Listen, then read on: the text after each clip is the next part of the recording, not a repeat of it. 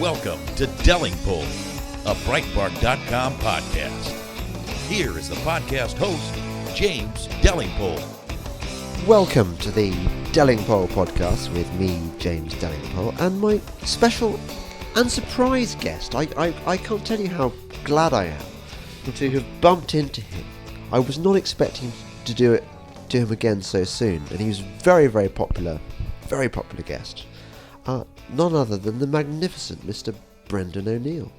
Hello, Brendan, James. welcome back. Thanks for having me. So, just tell our dear listening special friend how this came about, because it's sort of a glorious moment, isn't it? It is a glorious moment. We're both at Radley College as we speak in Oxford, which is a very nice independent school, private school, public school. There are different names for these places, where you and I have been provocateurs in residence for the past 2 days, where basically our tasks have involved wandering into classrooms, having meetings with students, and stirring up interesting discussion about controversial topics, which I think is an absolutely fantastic idea. And if only more schools would do it, where they would invite people in who maybe don't share all mainstream ideas and are sceptical of certain political ideas and particularly what are called left-wing ideas. If more schools were to invite those kind of people in to stir up discussion among the students, and that's what we've done, and it's actually been really good fun and really interesting. What surprised you most about the boys here? Because obviously they're part of the sort of the privileged elite. They've had this fantastic education. Because let me tell you what surprised me first. I'm always slightly surprised that they're not more conservative, or they're not more vocally conservative. Yeah, I'm surprised at how even at a school like this, very fine school, very good teachers, lovely surroundings and so on, but even at a school like this, which is quite cut off, it's quite physically cut off, a lot of that kind of mainstream, sometimes slightly lazy thinking has impacted on some of the students. So I'm surprised by how many of them are pro-Remain. I'm surprised that some of them, not a huge number, but some of them have quoted economists as if they were kind of gospel truths. Yeah. I'm surprised that... well, actually, I'm not surprised by this, but I'm struck by the fact that a lot of them believe in free speech, but... They have a but at the end. There are certain things they're not comfortable with having free speech around, particularly hate speech and racism and ugly ideas they think might want to be censored. So I'm intrigued that actually a lot of the kind of slightly woolly, flabby, I guess we could call it PC thinking, has even impacted on students at this rather brilliant remote school. So I think that probably suggests that way of thinking is actually pretty influential right now. Yeah, I think hats off to the guy who invited us is called Steve Rathbone, who was a contemporary of mine at Oxford, but I didn't know him at the time. He was actually in David Cameron's college and knew Dave, and he's very much a man on a mission to. Well, he wouldn't put it this way, to red pill the youth, but I definitely think he wants to expose them to dangerous ideas like ours. And the headmaster, who's called the warden here, is very much the same opinion. But you're right. I wish more schools would do this, both private schools and state schools, because I think the kids need to be exposed to these dangerous ideas of ours about free speech and stuff. Absolutely. I think particularly state schools, in fact, where often that kind of blob-like thinking, as Michael Gove referred to kind of the educational blob, is very conformist and very stifling. And, over the past 2 days, you and I have been stirring up fascinating debate, courtesy of Steve Rathbone, who's a great guy here at this school, about, we've been expressing climate change skepticism from slightly different political perspectives. We've been defending the right of awful people to have freedom of speech. We've been criticising such things as sexual consent classes for 18-year-olds who go off to Oxford and Cambridge. So we've been saying things that you might not actually get away with saying in many schools. And the fact that this school is open to those kind of discussions and trusts the students enough to have that kind of discussion is really speaks well of it. And I think if more schools were to do it, that would be good. And I think especially state schools, I say no to lots of things that I get asked to do, like annoying TV things or radio things or speeches that I can't really be bothered. But the thing I always say yes to when I'm asked is to do things in schools, because I think actually the adults in a society have some responsibility for the next generation, particularly in vis-a-vis education and so on. So whenever I get asked to do something at a school, if I'm in the country, I say yes to it because I think it's an important thing to do. And I wish more schools would ask people like us to come in, not simply to talk about journalism or a particular issue, but to bring in ideas that students might not have been exposed to, and which they should be exposed to, if only to strengthen their ability of critical thinking, to strengthen their critical faculties, to expose them to ideas that might not be particularly popular, but but are at least confronting, and that kind of builds up their moral muscles, I think. Also, I think we were quite fun. I think they will have come away. Some of the classes were better than others, but we sort of went in each day, didn't we? And we completely winged it. We didn't know what we were going to say until we got into the class. Yeah. And there was one we just had now where I raised an issue which has been bothering me for some time, and that's the career of Kevin Spacey. Yeah. It really troubles me that this guy is probably never going to be in another movie. Yeah. And he was on his game. He's a really good actor. And I'm not sure that, and you agree with me on this one, that because of an unproven allegation, the guy's entire career has been destroyed. And we raised that with the boys. Can you remember what their reaction was? Yeah, we raised it with them, and it was really interesting because initially they were slightly uncomfortable with some of the things that we were saying, or they kind of pushed back, and some of them pushed the argument that, well, if someone has done something bad, then perhaps he should be blacklisted. One of the boys actually used the phrase blacklisted, which, as we pointed out, kind of has echoes of when McCarthyism took over Hollywood, and is not dissimilar to the way in which Me Too has now taken over Hollywood, which is also creating blacklists and demonizing people and creating a culture of fear in that kind of creative industry. So a couple of the boys were keen to argue that someone who's done something bad or criminal or illegal ought to be blacklisted for a very long period of time, and we came back with a number of arguments. Firstly, well, he's never been found guilty, and surely that still counts for something. If we're going to destroy someone's life and their career and the thing that gave them meaning, then surely we ought to prove beyond a reasonable doubt that they did the thing they're accused of. So there was that question. And then the other question, which I think is more interesting in a way, is are we really saying that we're not going to engage with art or literature if it was created by someone who wasn't a particularly nice person? Because then there is a whole swathe of historic art and literature that you would never be able to look at. And you raised the example of Chuck Close, who we both hugely admire, fantastic portrait painter, kind of photorealist, extreme close-ups of huge faces. I love his work.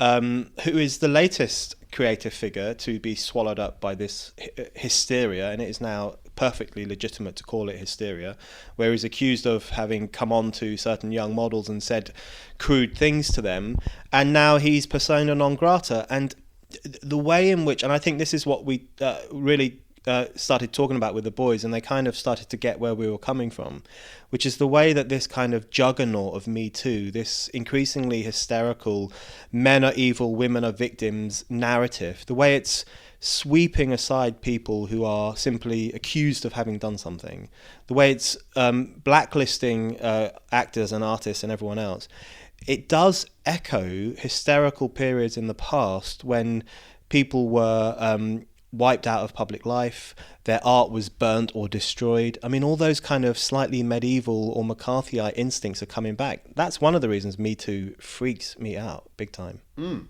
Yes. And we talked also about something that's been troubling me, the Everyday Sexism project came to my son's school, and all the boys were obliged to attend.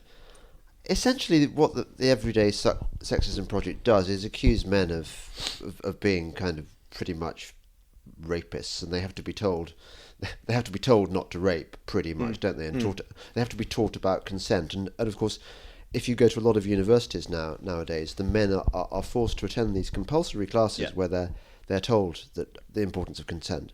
And I said, well, how do you feel about this, boys? Do you like being called, assume that you are rapists unless you're told not to rape? And to their credit, on this occasion, they were really unhappy with that suggestion that they should be treated in this way. I thought that was a really positive moment in the 2 days we've been here. The most positive. The most positive, I think, because there was an element of self-respect there. It was like, how dare you imply that I am a rapist in waiting and that I need this kind of re-education by some, well-paid feminist to kind of correct my mind. They recognised what a disturbingly patronising and misanthropic idea that was. And they were saying, it's not right that we're treated like this, and it's not right that we are kind of defamed in this way simply because we're male. So I thought that was very positive, and I hope they will take that attitude forward when they go to university and refuse to go to these disturbing sexual consent classes. But the things like, and I was really glad that you raised the Everyday Feminism project with them, because things like that really ought to be criticised more, because it does strike me that it is just a modern day politics of fear, a modern day culture of fear. It's kind of misanthropy dressed up as a progressive politics. It's this sense that all men are rapacious or in some way problematic. The way they speak, the way they act, the way they whistle, the way they talk to women is all horrible and disgusting, and they need to be corrected. And all women are potential victims. They're just walking around, if anyone whistles, they will disappear into a puddle of self-doubt. If anyone asks them if they want a drink, that's a form of abuse. If anyone, if you look at Everyday Sexism's list of examples of sexism, it really is things like, I was in a restaurant with my husband and the waiter gave the bill to my husband. And if you think that's proof of the existence of a patriarchy simply because the waiter gave the bill to the male rather than the female, then you're just deluded and paranoid and a conspiracy theorist.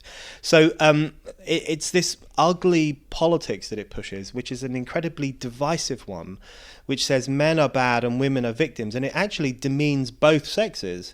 Yeah. It caricatures both sexes. It treats men as dangerous objects who must be controlled and women as fragile objects who must be protected. And if anything, it's even more insulting to women, but I think it's probably just about equally insulting to both sexes. Yeah. And I can't remember the girl's name who does the Everyday Sexism. Laura Bates. Yeah, Laura Bates.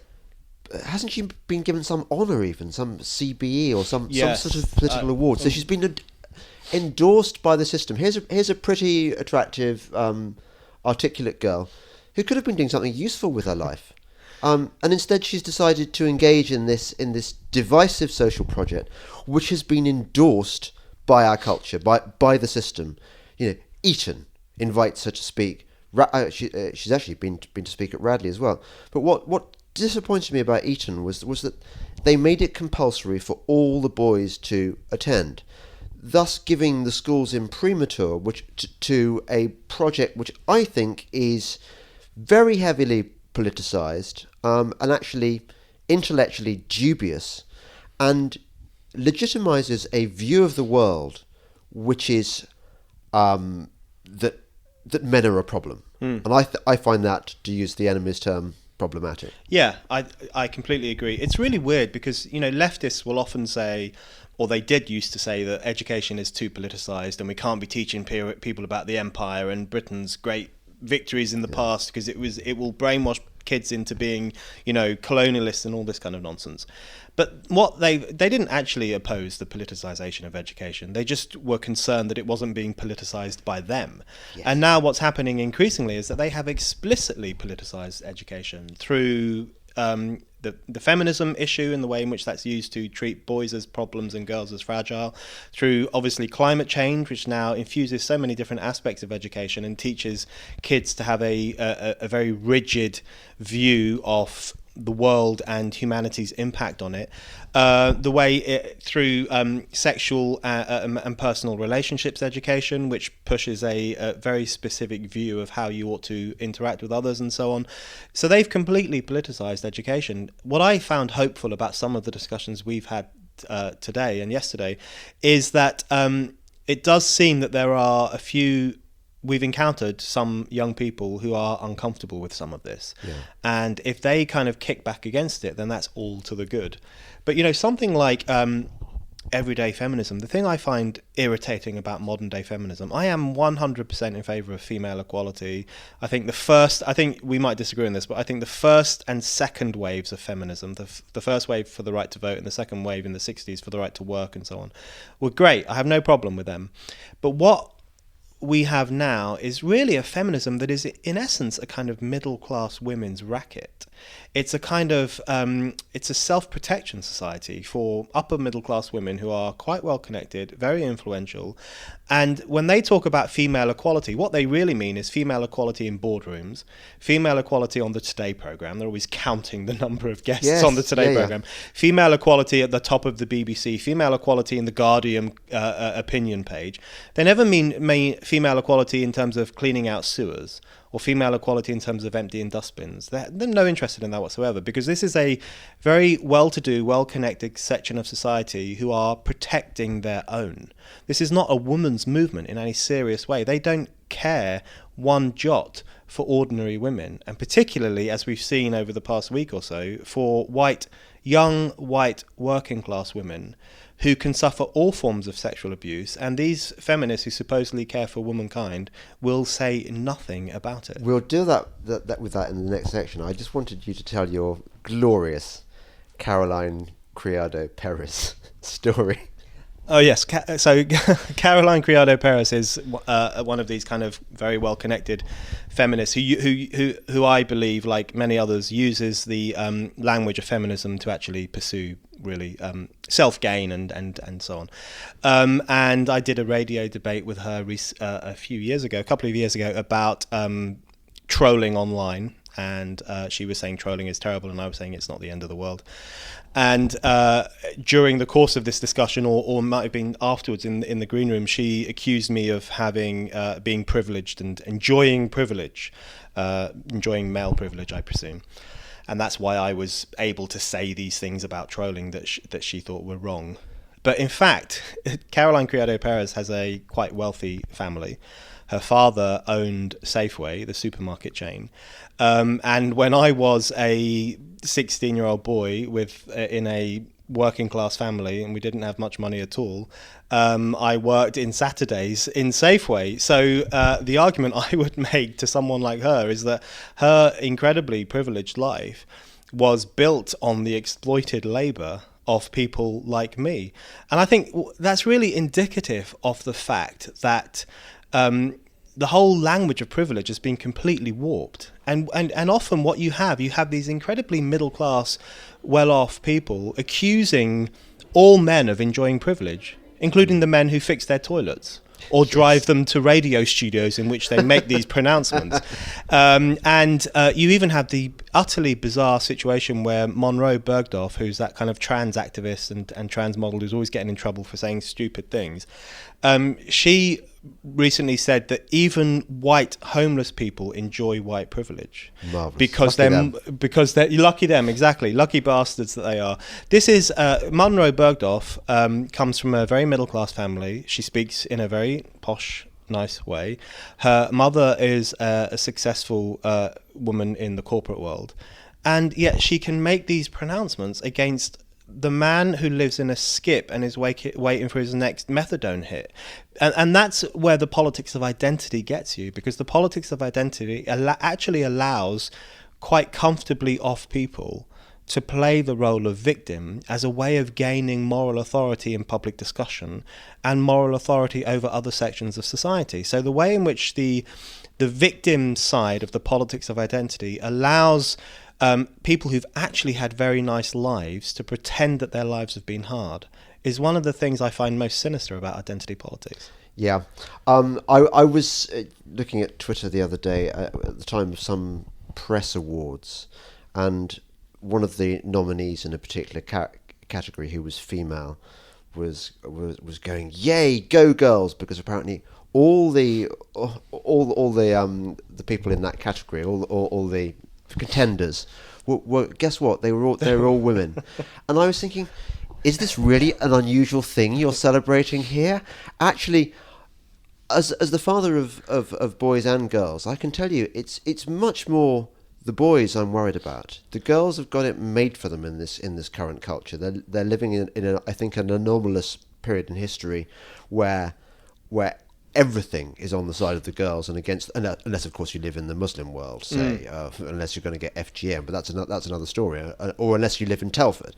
But if you're a middle class female in America or Europe, you're at a huge advantage. Yes, absolutely, and the evidence bears this out. I mean, the people who are doing worse in education in Britain are white working class boys, out of every single category. Even white working class girls are doing better, and of course, middle class white girls, middle class Asian girls, and so on are all doing better. So yes, I think there is I've always been incredibly sceptical of the men's rights movement, and the main reason I'm sceptical of it is because I think it repeats the worst crimes of the feminist movement in terms of this sometimes rather cloying sense of victimhood and taking offence at every single thing that's said about men and so on. So I'm not a fan of the men's rights movement. I do, however, think that there is a growing anti-men culture, in the sense that male values, or what are considered possibly wrongly to be male values, where I think they could be seen as human values, like autonomy and strength and self-government and the aspiration to self-government and the use of reason and all those kind of things, are increasingly being described as male values and therefore as problematic values. And so we have a situation where boys are growing up in a world in which they are told that the aspiration for independence is somehow bad. The aspiration to be strong and to be in control of your life and to not see yourself as a fragile, vulnerable, pathetic victim is somehow bad. And so in the past, where society might have encouraged boys to be adventurous and risk-taking and a bit edgy and a bit cocky, but not too cocky, that's how it used to encourage boys to that's how we used to socialise boys. Now we socialise them by saying, well, why don't you be more like girls?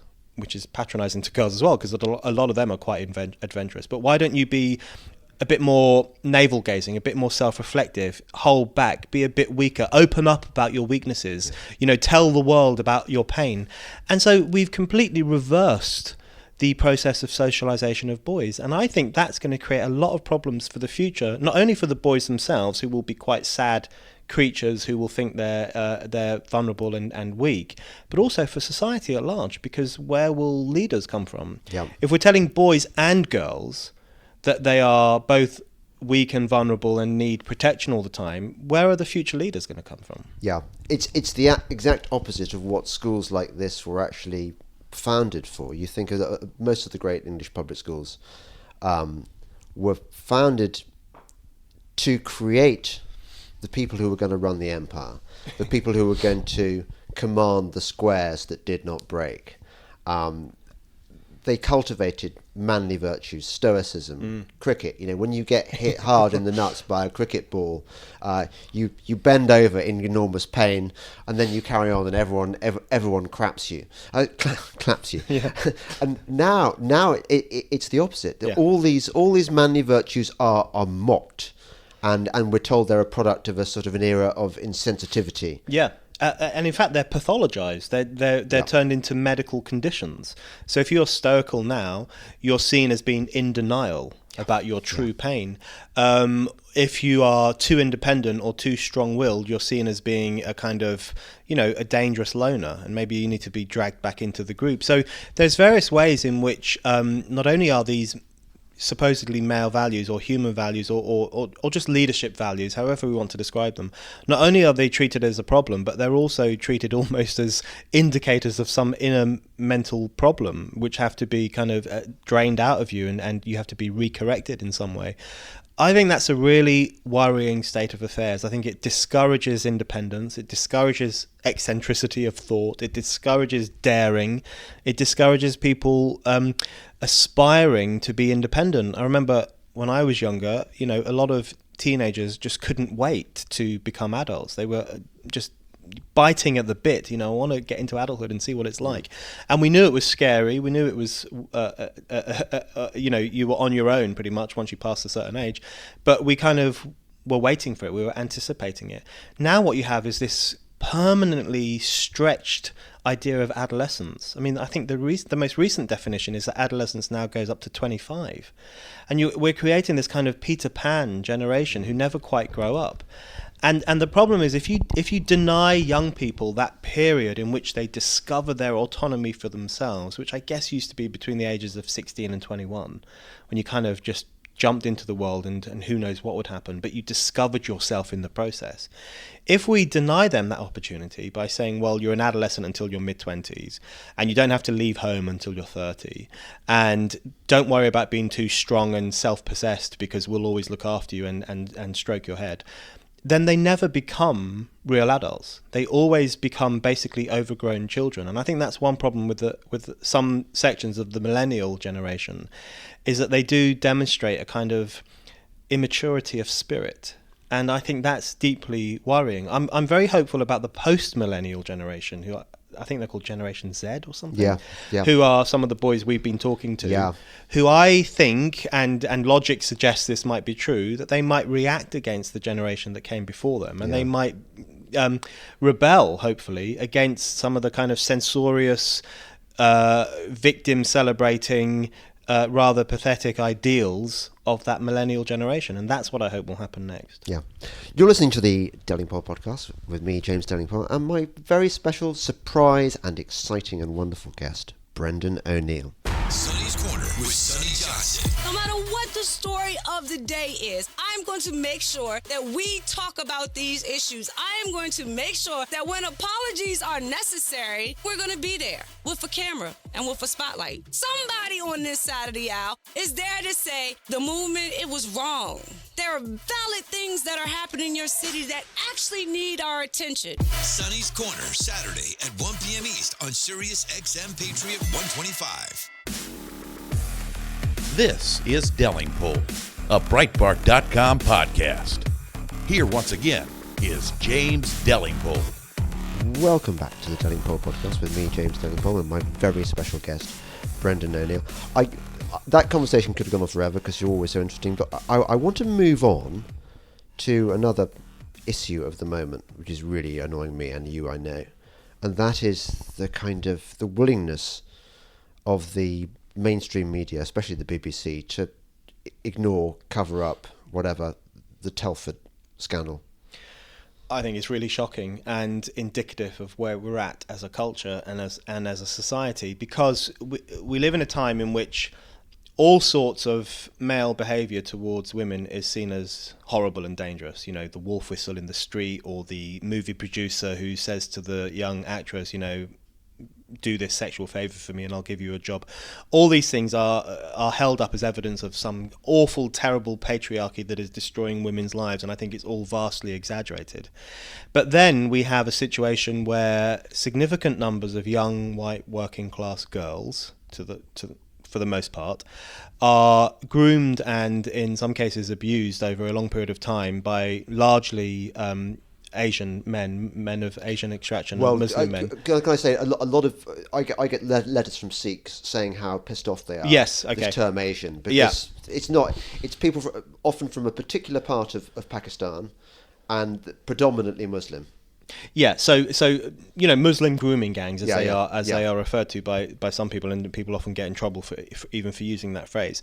And I think there's been pretty much silence on this Telford scandal, as there was for a long period of time on Rotherham and other incidents and Oxford too. And I think it's really interesting. I think it's because, firstly, something like Telford. Firstly, the nature of the victims makes these feminists feel uncomfortable. These are white working class girls, and they're not interested in them. They are not interested in them because they have very little influence. They're not famous. They're not on Twitter. They're not interested in them, and they just kind of write them off. You know, they're far more interested in the actress who's worth £10 million who wears a black dress to the Golden Globes than they are in some poor girl in Telford who gets raped.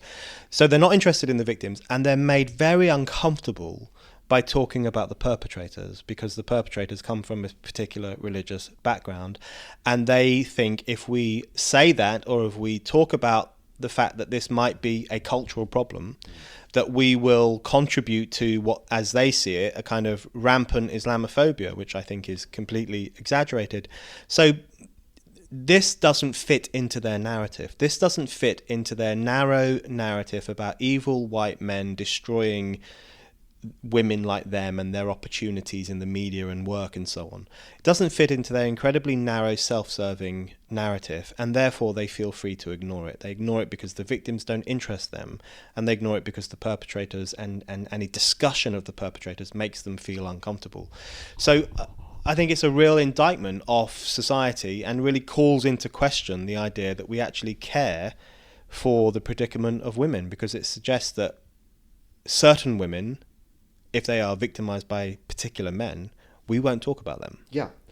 And isn't it extraordinary that apparently this has been going on since the 1980s, and this has been known about by all the authorities that should have stepped in to stop it happening? We're talking about the local council, Telford Borough Council, the local police, presumably the children's charities in the area, the social workers. They've all turned a blind eye to this. And by the way, one of the things that's really puzzled me about this is that I thought that in this country we had laws on statutory rape, so that if an older man has sex with a girl under 16, he's broken the law.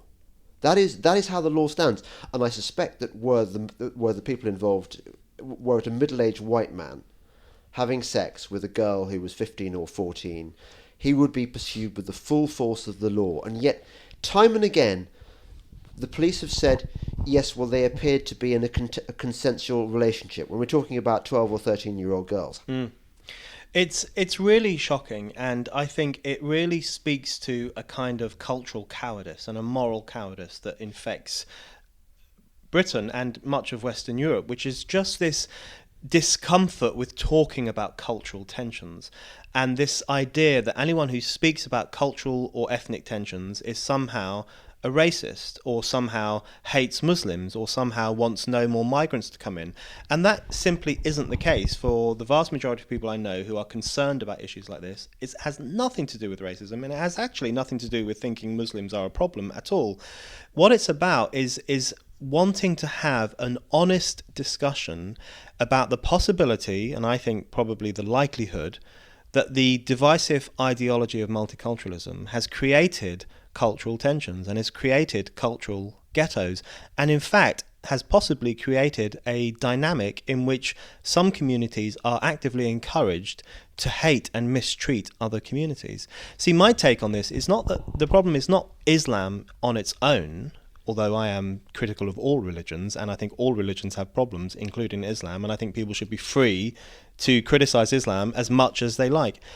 The problem isn't Islam on its own. I think it's Islam plus this divisive ideology of multiculturalism, which does two things. Firstly, it tells religious and ethnic and cultural groups, do your own thing, live in your own world, cut yourself off, create your own ethnic bubble, stay there, and that's fine, and we like it, and it's great, and we'll give you a round of applause. So it creates this kind of separatist patchwork culture instead of a kind of cohered nation.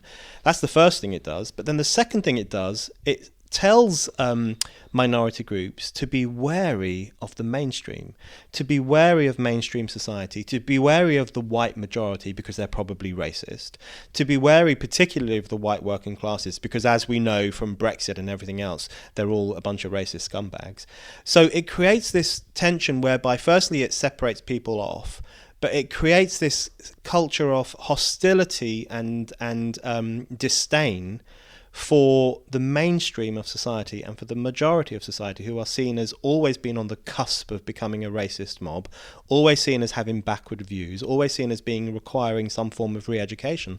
So the fact that that kind of society creates a situation in which some Muslim men view white working class girls effectively as trash, is not surprising to me. Easy meat, as the phrase. Easy meat. It's not surprising to me, and I think that is a direct product of the incredibly separatist and dangerous ideology of multiculturalism, which is not to say it's a product of diversity. I don't have a problem with diversity, so long as there is a broader social sense, a broader British identity that people feel they belong to. It's funny you say you don't have a problem with diversity, because of course you actually do, because the way that diversity is actually the code word. It's a bit like sustainability. Diversity, celebrate diversity, was the great buzz phrase of Roy Jenkins, who in many ways was the architect of all this disaster. It's so often the case that white liberals sow the seeds for future ruin by creating this climate.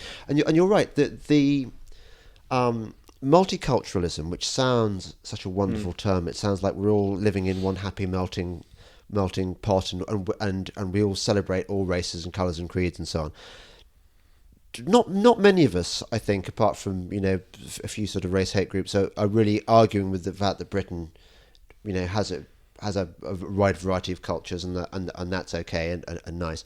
What is a problem is where you say every culture is equally valuable, and the dominant culture should in no way be allowed to have its values impinge on those of other cultures, and therefore we make no judgment on issues like FGM, on husbands beating their wives if they go out without their permission, if all these things that have entered this country via other cultures, which have been encouraged by the state to form these ghettos.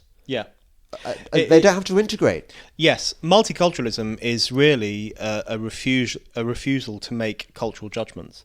It's a refusal to say that there might be British values that actually might be superior to the values of some of those groups. I think we have to be upfront about this. They are superior. I think it is better not to mutilate the genitalia of 11-year-old girls. That's just. And I think multiculturalism as an ideology really springs from the reluctance of British society and the British political class in recent years to say, well, these are British values, including democracy and freedom of speech and whatever else they might be, and we think they are more important than your values, and we would encourage you, if you're coming to this country, to integrate into these values. And instead of saying that, what the British kind of chattering classes and political class have done instead is to magic up this culture, this ideology of multiculturalism, which means that they never have to talk about their own values or British culture, because they can just say, as you say, all cultures are equally valid and all cultures are fine and they're all great. And that's where you get a term like Islamophobia, because if you look at the origins of the term of Islamophobia, when it was first kind of brought in, the Runnymede Trust played a significant role in introducing it into British discussion. And if you look at their very early definition of what Islamophobia means, it doesn't mean hurling abuse or spitting on Muslims in the street, which we can all agree is an awful thing to do. It also means things like, you can see this on their leaflet and their documents that they put out about 20 years ago. It means things like saying that Western values are better than Islamic values, or using the language of clash of civilizations to talk about why Western values should be superior in the West over other values. So from the very get-go, something like Islamophobia was actually a censorious term designed to restrict any expression of support for British values or support for the idea that there might be a European identity. So it was very politically censorious from the beginning.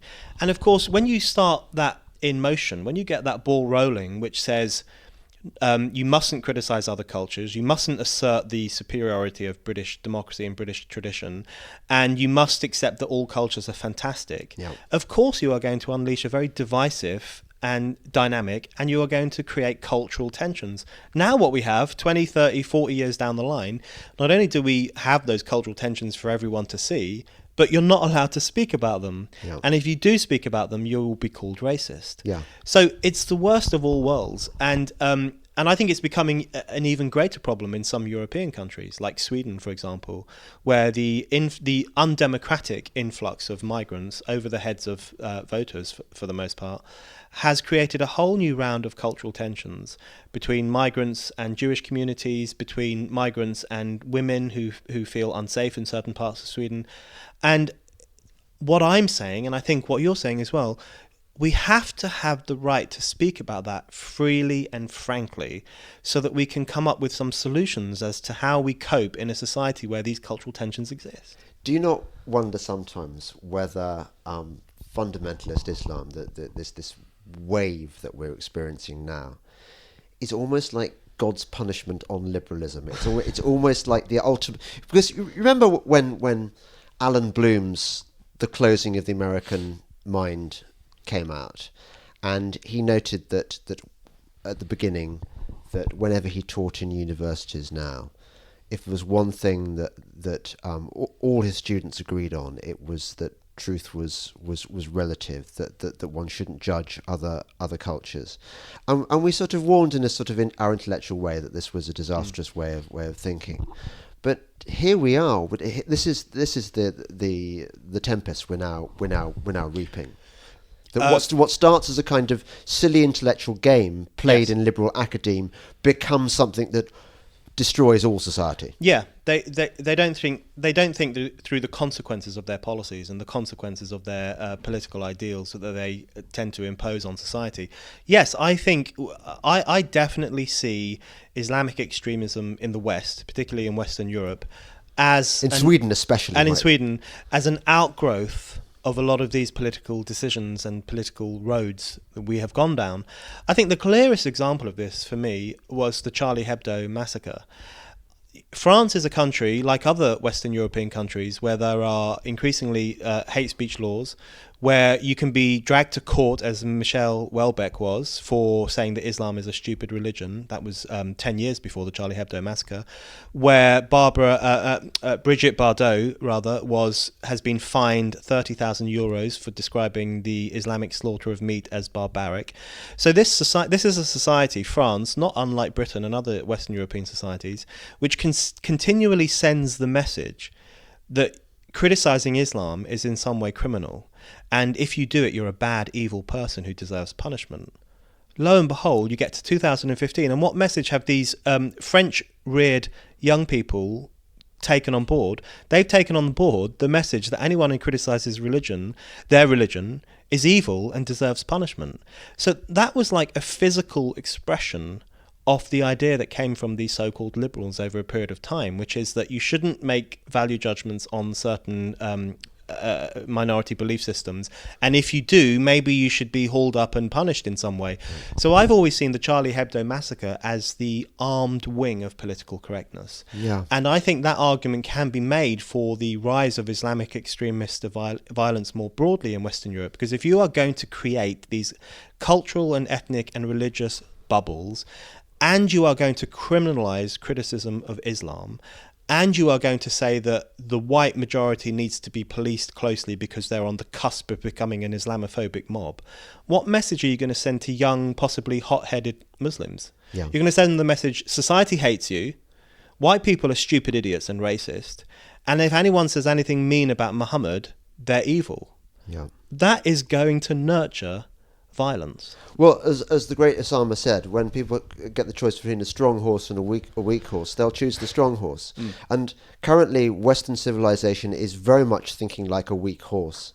And when all the sort of nightmare wave of terrorism kicked off a few years ago, I remember thinking that really the reason a lot of these people involved in the early terrorist act were university educated, and they'd been brought up in an intellectual culture of nihilism, whose intellectual foundations lay in the French philosophers Foucault and Derrida and people like that. So, because of the wanky intellectual games indulged by these pseudo-intellectual frogs, we have this disaster that we have today. And I'd like to round off this section by sort of going back to what we were saying at the beginning, that the reason it's so important, I think, that people like you and I you and me are invited to speak at schools like Radley, is that it gives us the chance to speak to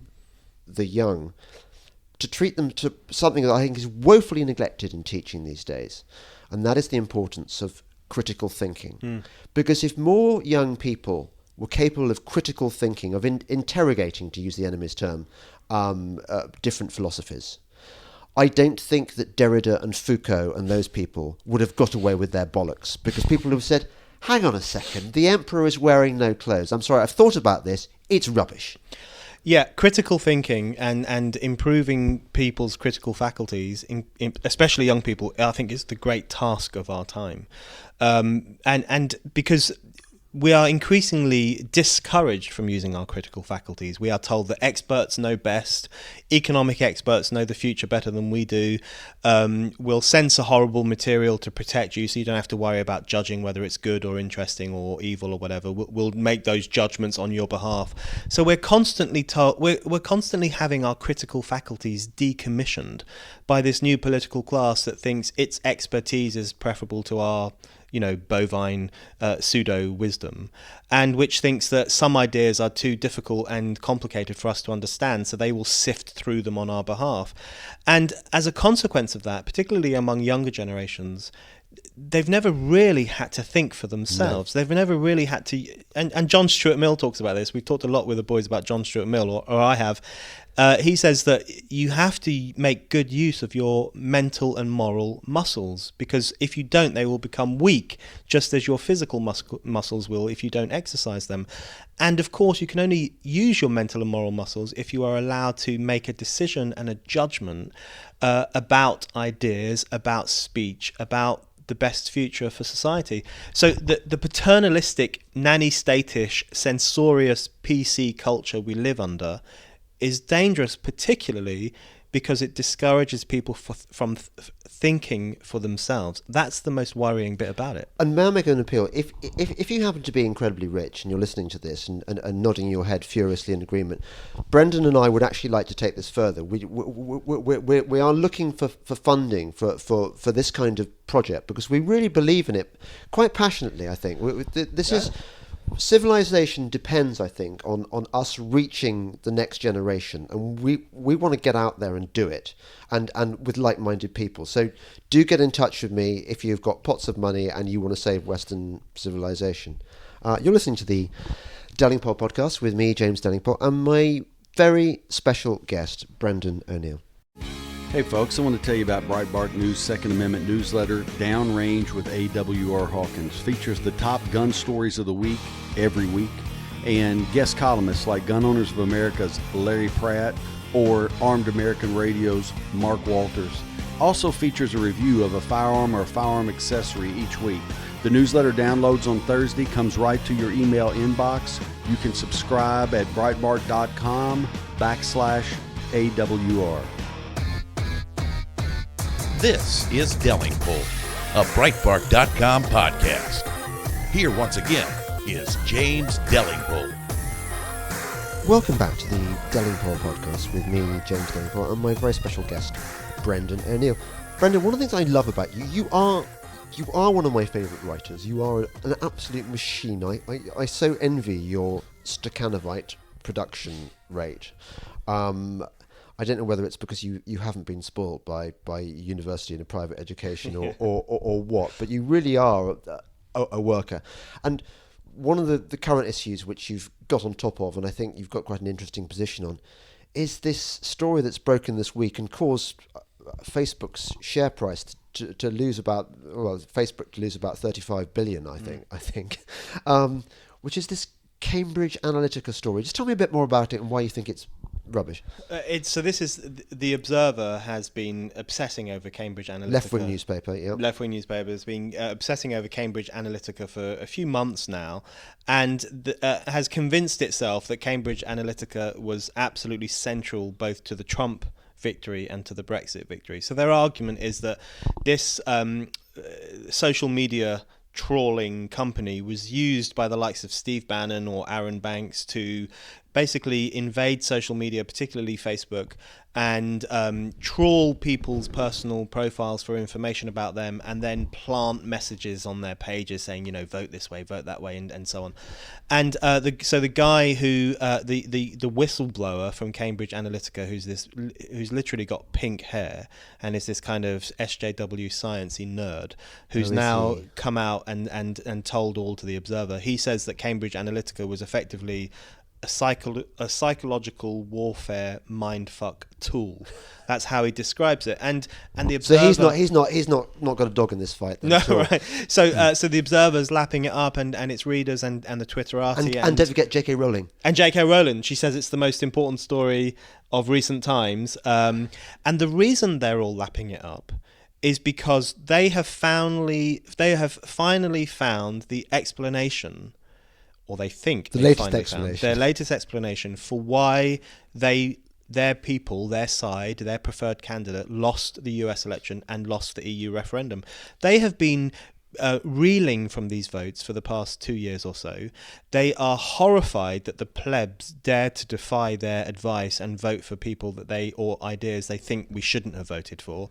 And they are such an entitled section of society. They are such a spoilt section of society. These kind of middle-class, technocratic, pro-Hillary, pro-EU people, they're so used to getting their way in every single area of politics that as soon as ordinary people rejected their advice and said, no, we're going to vote for something else, they went into meltdown. This is the longest hissy fit in history. They cannot believe that we had the temerity to disagree with them.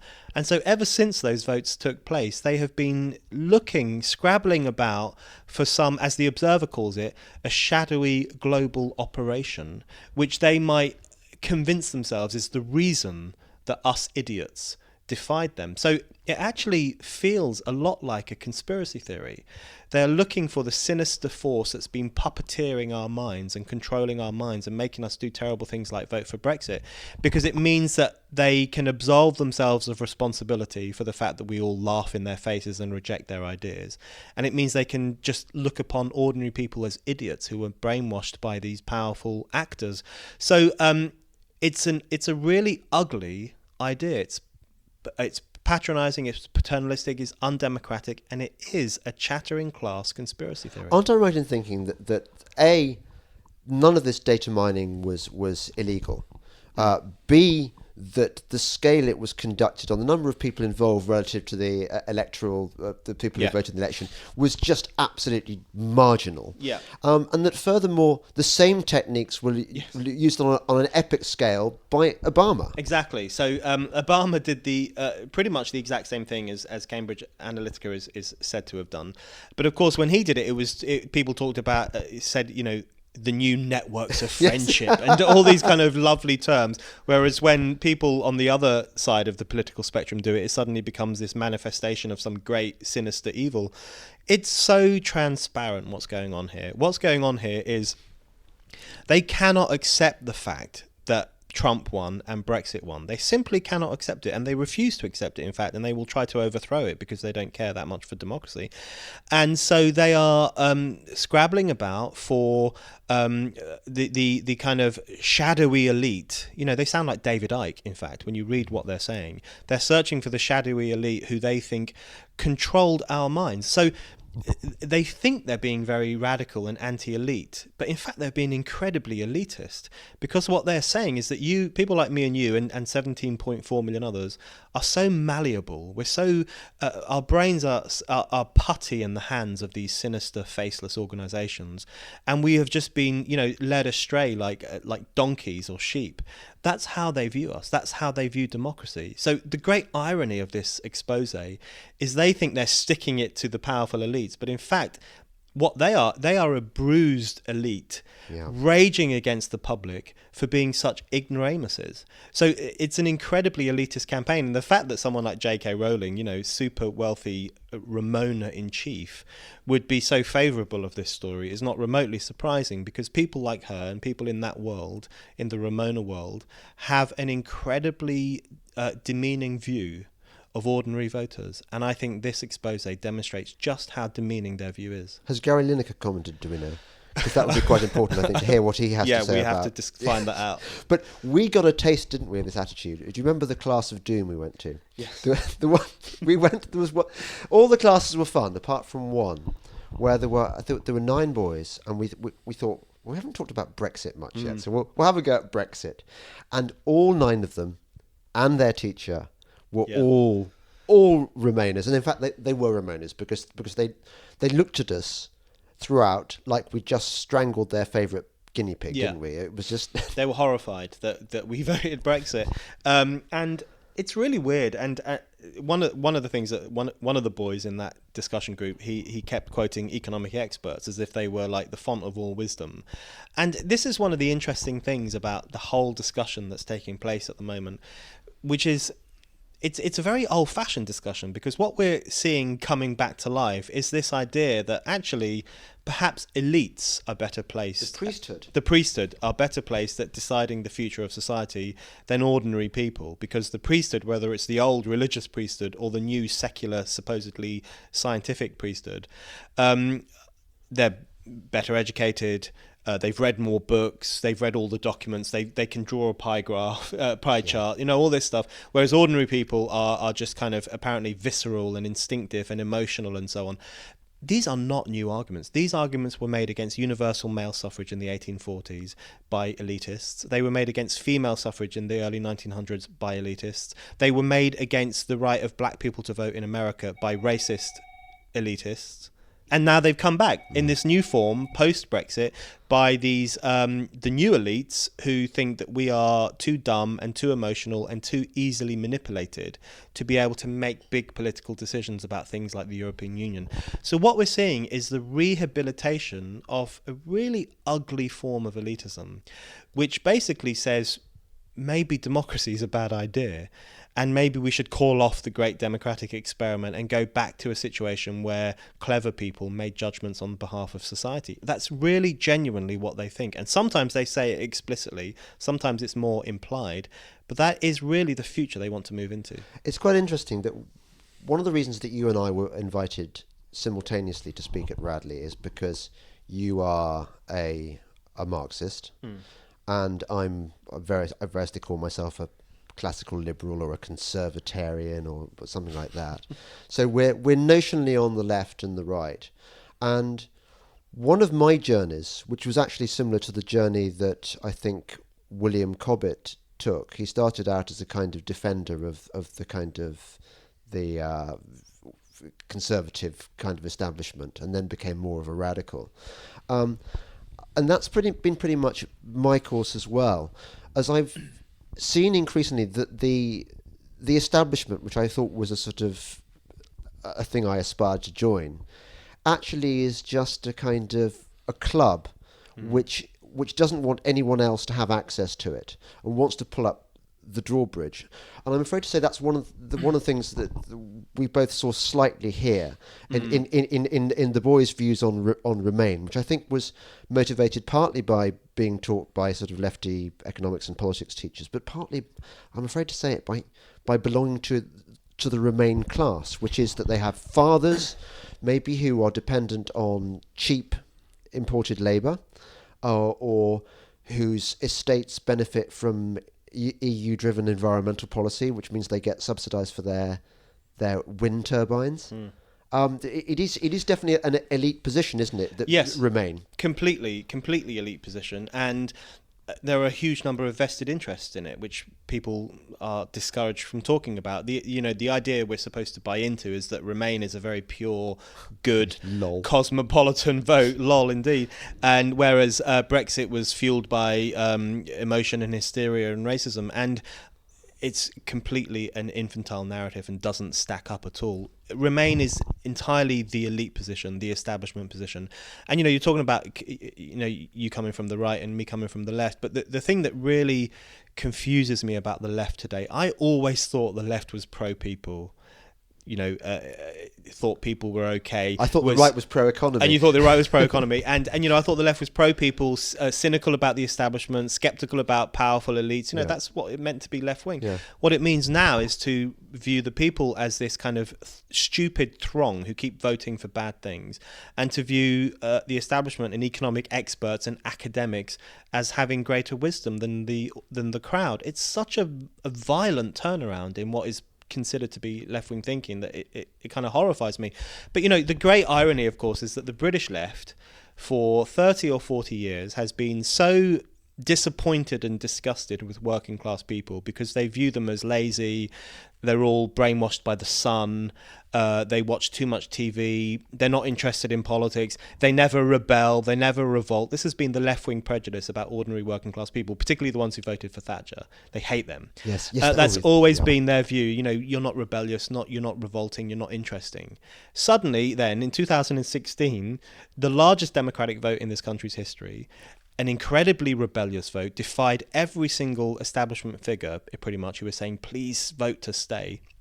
A huge number of those 17.4 million voters were working class and poor voters, disproportionately, in fact. And the left loses its shit and says, how dare you do this? You've ruined everything. You've destroyed our lives. You've made us so upset.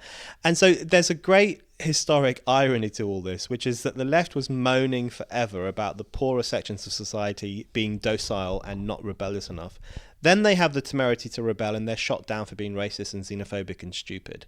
They cannot win. So I think a lesson that we should take from Brexit, or a lesson that I think ordinary voters should take from Brexit, is that these people who claim to care about you and your lives don't care about you. These so-called liberals and leftists and so on who said, we're so concerned for the poor, we want to look after them, we want to give them more welfare and so on. They don't care what you think. They don't care about your opinions, and they would rather you had no input into deciding the future of society. If ordinary people take that lesson from the Brexit experience, then I think we can start moving on to potentially a new political era. Yep.